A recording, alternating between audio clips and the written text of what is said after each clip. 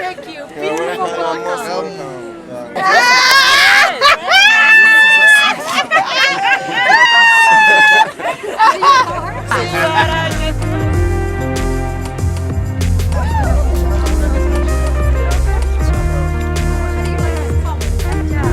From Del Rio to Rwanda, reaching across the world.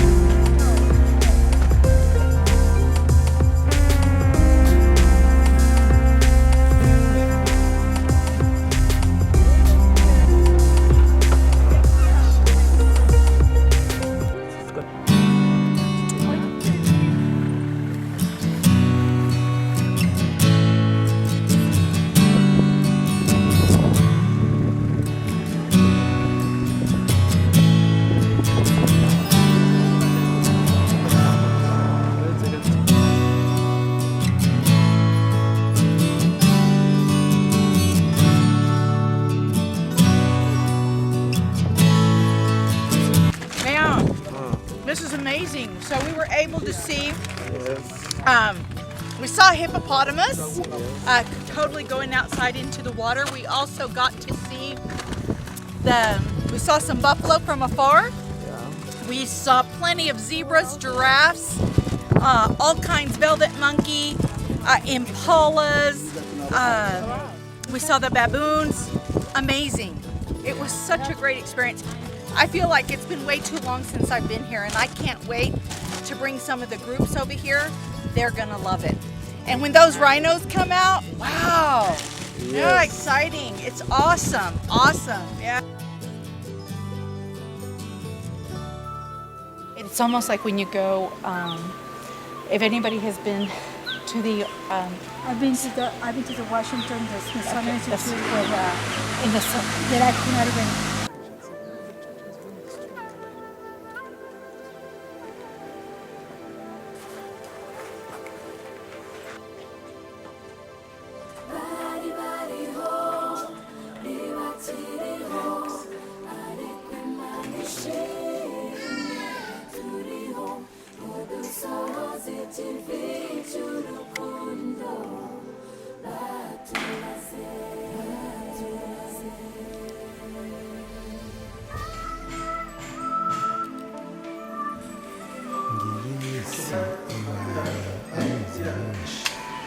This is my second time, and it still touches me.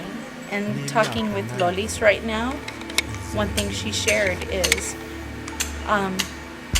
it's an event that took place 25 years ago, and it's recent in our time. And just like she said, what were we doing during that time? I reflect back, my nephew was just 1 year old, and it makes you think, and it challenges you to be more active for fighting for the rights of others, and for those that don't necessarily have the same opportunities that others have in this world. Thank you. I was talking to Sonia, and the first thing that comes to my mind and it touched my heart is, where was I, which I was on the other side of the world, living a happy life, was expecting my son. Maybe during that time I was 8 months. My son was 2 months old, 2 months. And in a happy world, and what I get out of this is to be more conscious that at this time that we may be happy, but there's always somebody else going through battles, and we have to not just to live a life without being conscious and always be helping other people on however we can, educating ourselves first, how to help other people. Thank you. Thank you. ntizongere kubaho ukundi. Yes, I was so worried. I was all like, oh my God. And then I saw Jesus.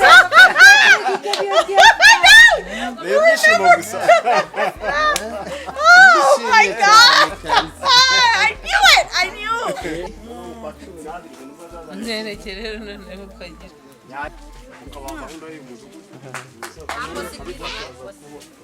His name is Habimana Frex.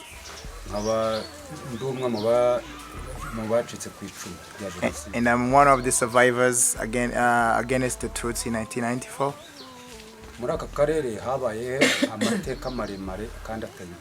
In this region, a terrible and a horrible history was made.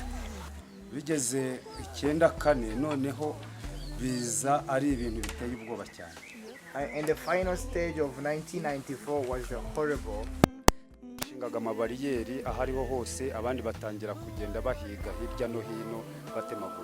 bakomeje baratwigisha nabo barabigisha baza kuduhuza ariko ku munsi wa mbere ntabwo byakunze. So those two pastors tried to unite us by bringing the survivor and the genocide militians by telling them that they should leave one another and still in the same place. One day we tried to meet and talk over whatever happened. That day wasn't possible. Everyone was high, they were really crying. So we said no to that time. We'll resume to the next time. Mu byukuri rwari urugamba rukomeye cyane kugira ngo ubone uwakwiciye byari ibintu bikomeye cyane. It wasn't easy for us to see that person who killed your own standing in front of you asking for forgiveness because they won't return whatever they despised and they could run mad, go crazy. Ariko bitewe n'izo mpamvu no gukomeza kwiga ijambo ry'Imana byaradufashije cyane umuntu agenda abohoka ku buryo twagezaho ubona wa muntu wakwiciye umwibonamo. So because of the trainings, being together, reuniting, assessing every issue, we learned that we should forgive one another and then move to the stage whereby you can collaborate, being free in your heart, asking them for forgiveness, receiving forgiveness brought us together. Ashonje aza kurya iwanjye nanjye iwanjye yaba ashonje akajya kurya iwiwe. We reached to a level whereby you can differentiate or distinguish a kid from a survivor and a kid who killed. Those parents had issues, but the kids don't even know because they came together and realized that they are fighting for nothing. So if my kid, who is a survivor, is hungry, they can go to another house, which seems to be a Tutsi house, a Hutu house, and they eat. There is no divisionism any longer because we are fighting for love, we are fighting for one thing. Damu bacu nabo baje gushinga koperative yo kubaho kano gaseke baganira ibyabaye ku bagabo babo kuko batemeraga ko bafunzwe ari uko bisha abantu. So also the ladies, the midwives also they sit together as they are bringing these baskets, peace basket.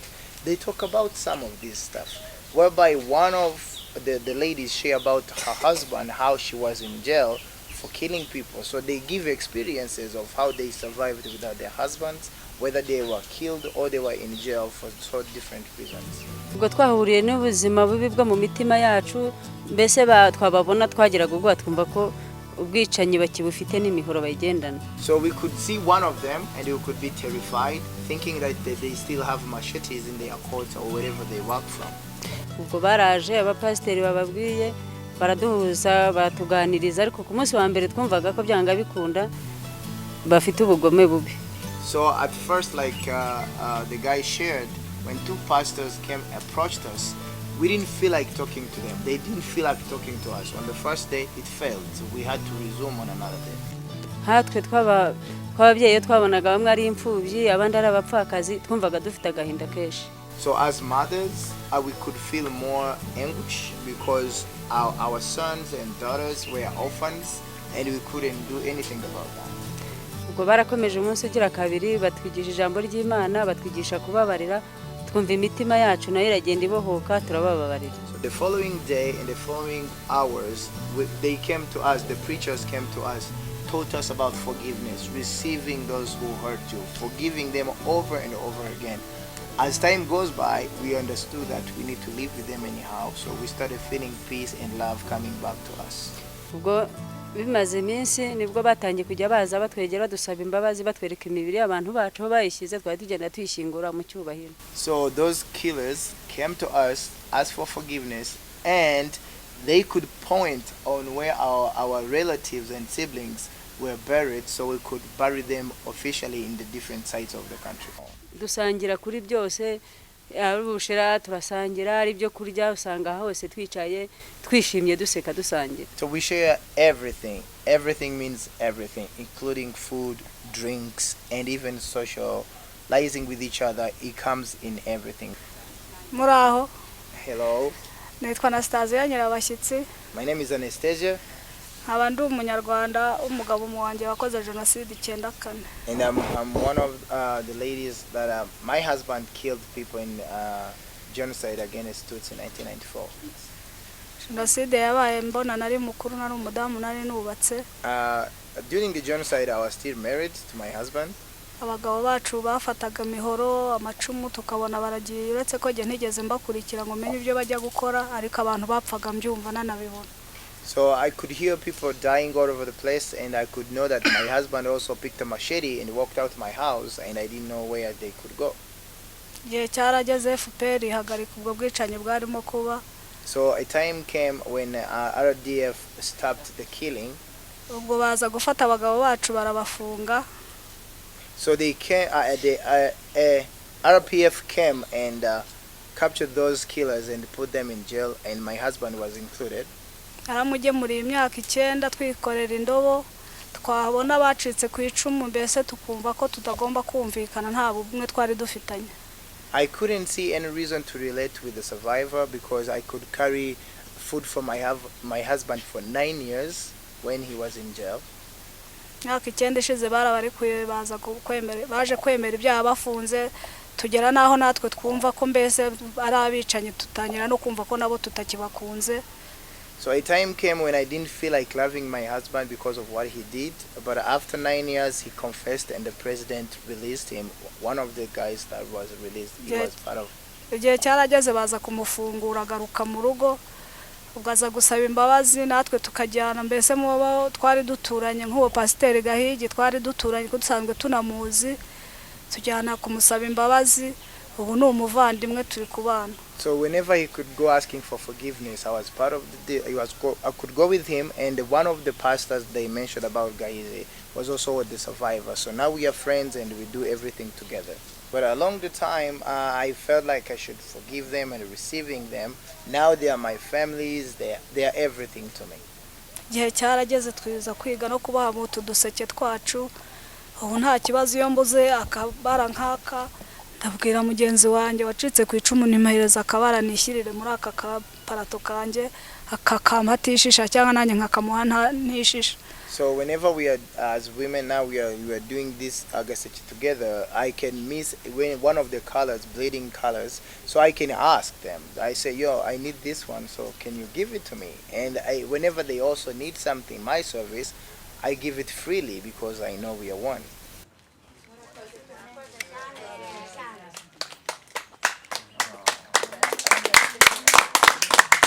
Impundu z'ababyeyi se ziri he?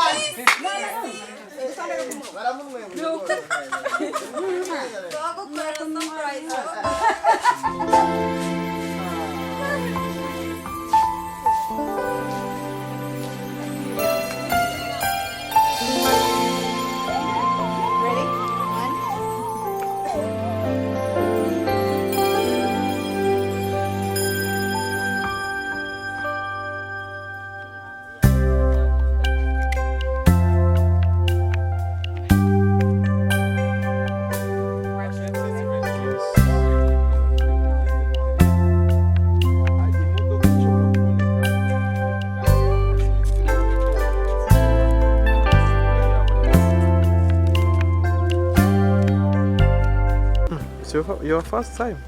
This is my first time here in the times, and now what appears to be the many times I've been to Rwanda.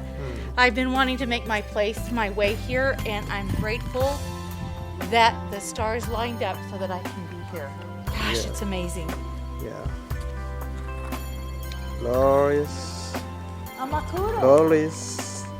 Where do I see my roots? Yes. I'm Catholic. I'm Roman Catholic, so a Catholic church is like coming home always. Yes, yes. What do you think? Hey, what do you I think? can't wait to get inside and give thanks Yeah, for a safe trip. We made it here safely. yeah. That's the first thing I'm gonna do. Okay, okay. Good.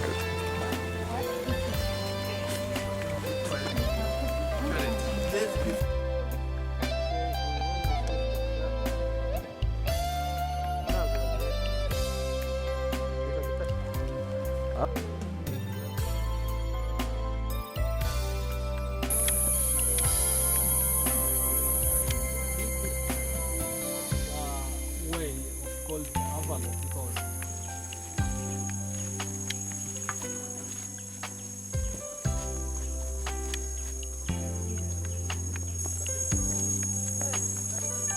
you wanna follow the sun. That's it. No, I want west. Where is west? Is anybody who knows this tree? This tree? No, no, no. I know you know this tree. yewe nta bukonje bwinshi cyane nitujya mu birunga none Josh, Only person that who is scared of this. Who are not scared at all. Come first, but make sure.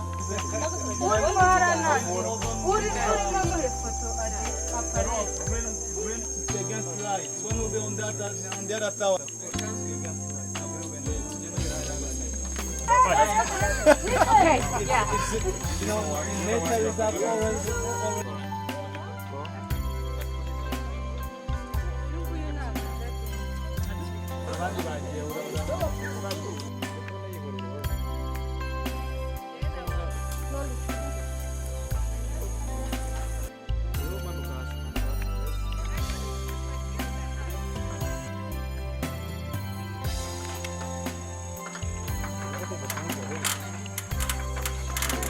We come back in December. Yes, you will come back?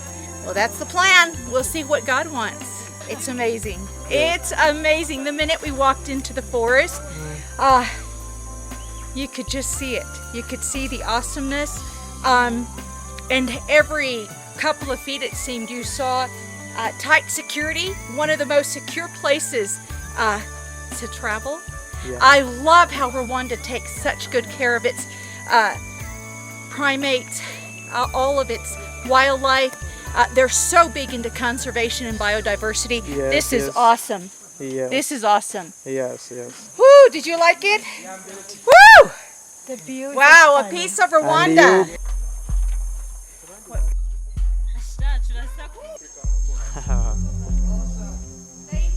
This shirt, is this from America? This shirt? That one was going down. That Glorious. was Maria Dolores. Yeah.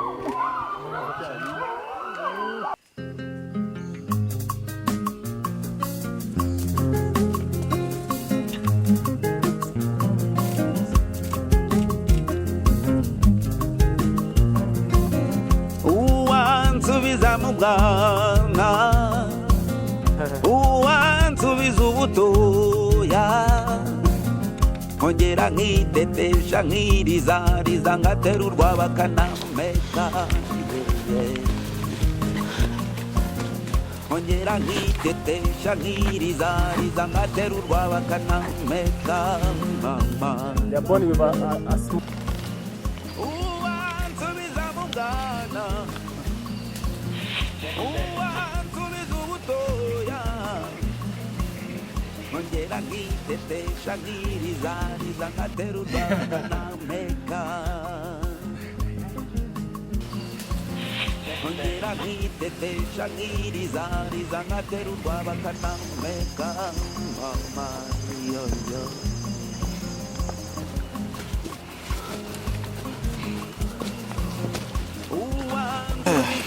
The mighty, mighty jungle we were. uwansubiza ubutoya nkongera ngatera agapira ngikinira ibiye ngakina n'abandi bana nkongera ngatera agapira ngikinira ibiye ngakina n'abandi bana uwansubiza mu bwana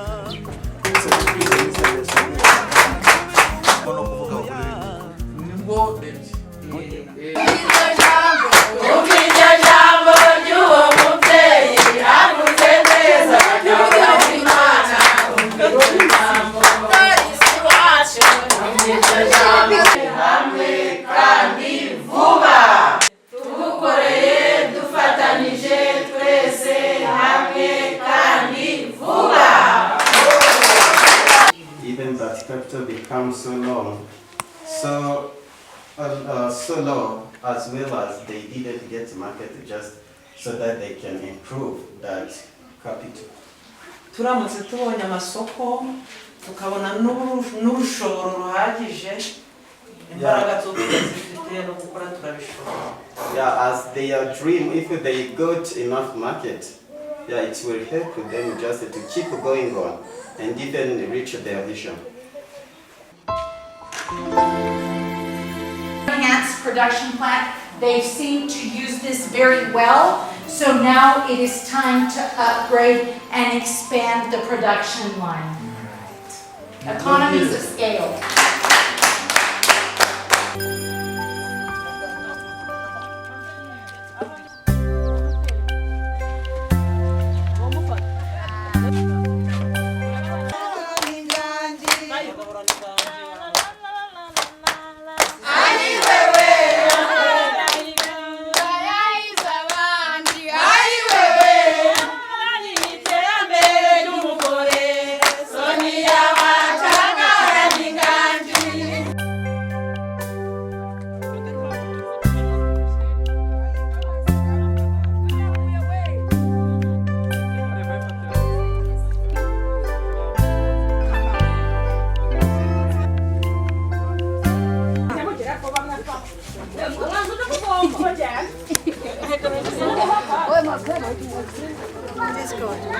Now you test the beer you made.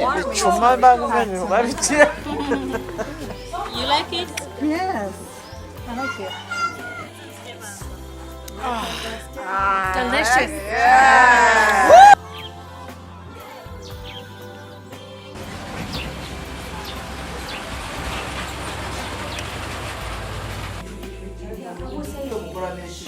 You have tried to keep picking. You see this, and then we're gonna get.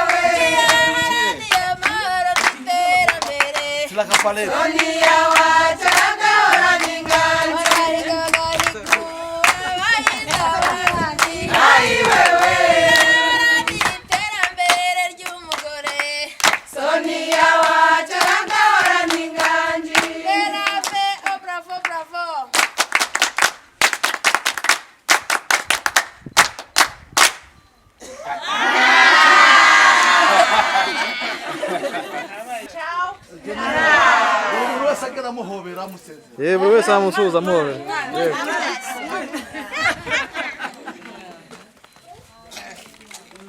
Bye bye. Bye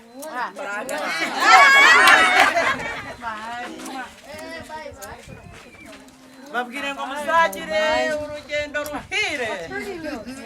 Turabivuga mu kimu byongereza. Safe journey.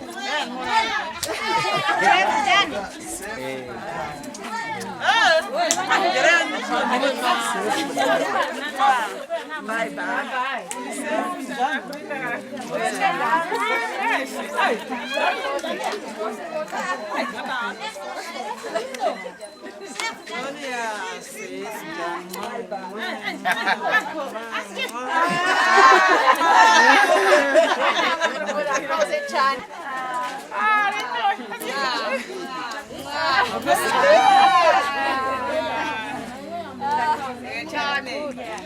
bye.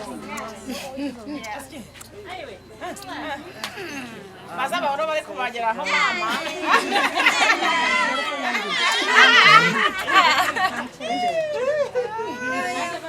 Bebona.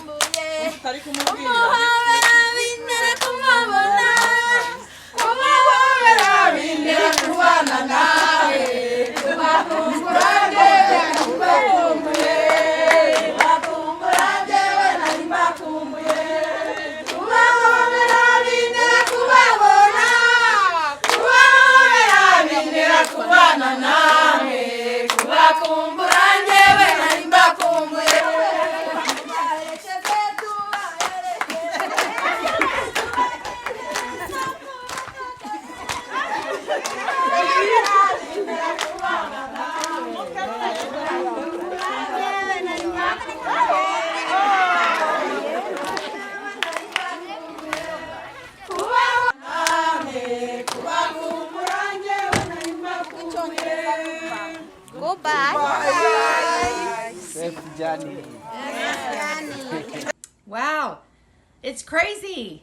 Just a week ago, I was in Rwanda, and now I'm about 9,000 miles away in my very small hometown, where I was born and raised almost 50 years ago, Del Rio, Texas. And it's kind of crazy because I'm already eager to get back to Rwanda. It's nuts. Many people have asked me, what exactly are y'all doing over there? And it's really hard to answer in very shortly, in a few words. But simply, we promote social and economic sustainability, and we tell people travel for a cause. That is our cause, social and economic sustainability. In layman's terms, we are big about awareness. Oftentimes, we are so programmed to live the stories of others in realities that aren't validated. And what I can tell you is that Rwanda is not a war zone, and it's not a jungle, And there's profound reason why people say God roams the world, but comes to rest in Rwanda. It's definitely been one of the safest places I've ever visited. I encourage you to please ask for more information. Read, you can email info@apieceofrwanda.com. That's info@apieceofrwanda.com. We've got so many ways for you, so much information for you, and so many ways by which you can travel and go and see for yourself. It just takes courage to step outside that box and trust implicitly that spreading and your seeds of love will be cultivated and will be nurtured in His very perfect time. Thank you so much for watching, and we look forward to you joining and seeing A Piece of Rwanda.